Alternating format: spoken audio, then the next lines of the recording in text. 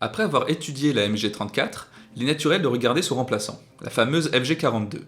Je ne vais pas passer autant de temps sur l'histoire du développement des mitrailleuses allemandes après la Première Guerre mondiale, et je vous invite donc à regarder la vidéo sur la MG34 pour en savoir plus. Et n'hésitez pas à vous abonner au passage si ce n'est pas déjà fait. Revenons quand même en arrière pour mieux comprendre la raison de son développement.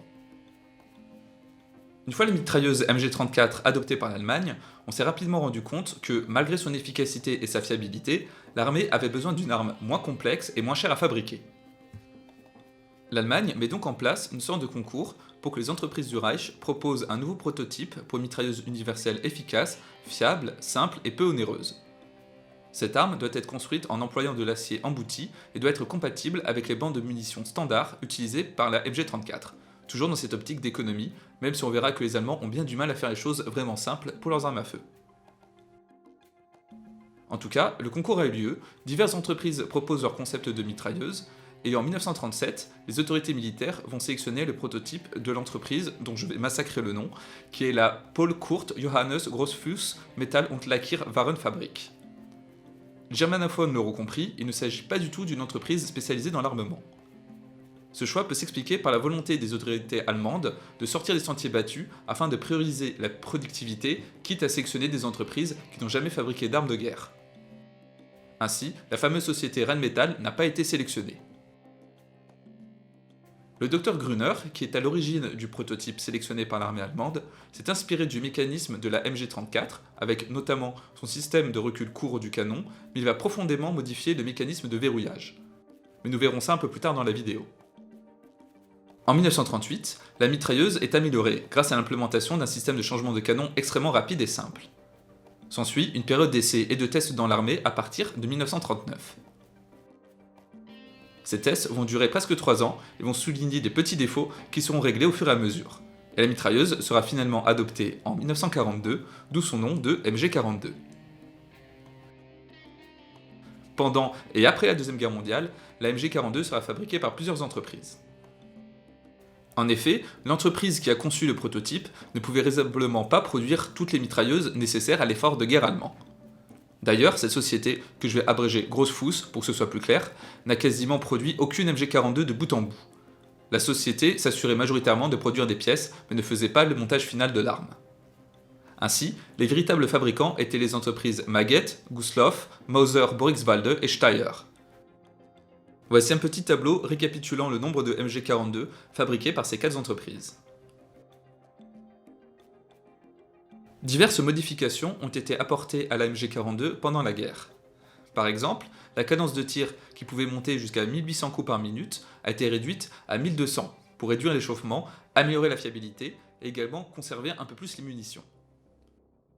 Cette importante cadence de tir était un des gros avantages de cette arme. Il y a également eu un important effort de simplification et de réduction des coûts apporté à la MG42. Ainsi, la crosse et la poignée pistolet initialement en bois seront rapidement remplacées par des pièces en bakélite. La finition des MG42 deviendra également de plus en plus perfectible avec le temps.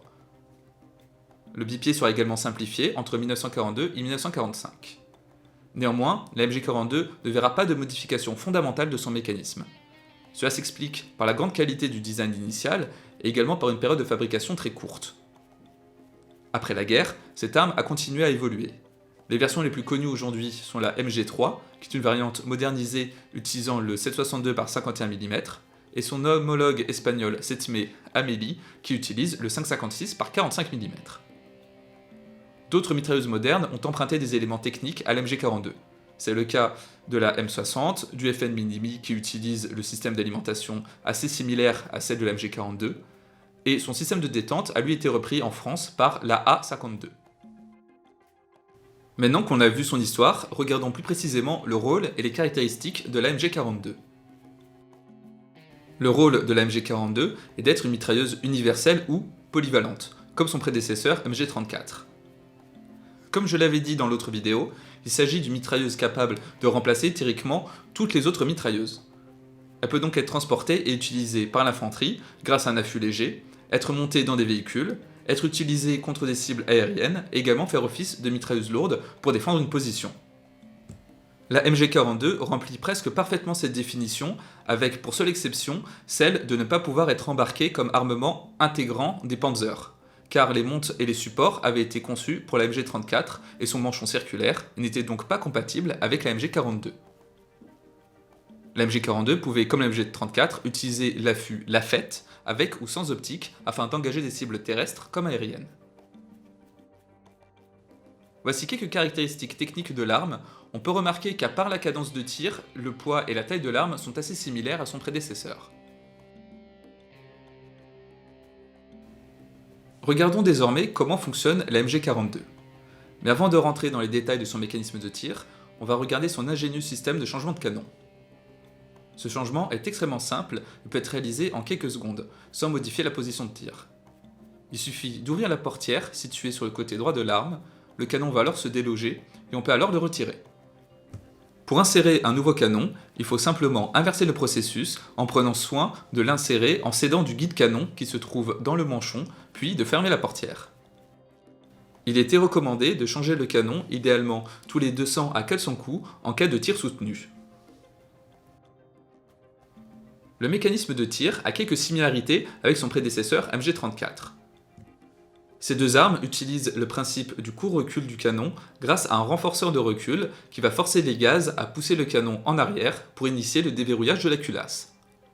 En parlant de verrouillage, celui-ci est assuré par deux galets situés de part et d'autre de la culasse.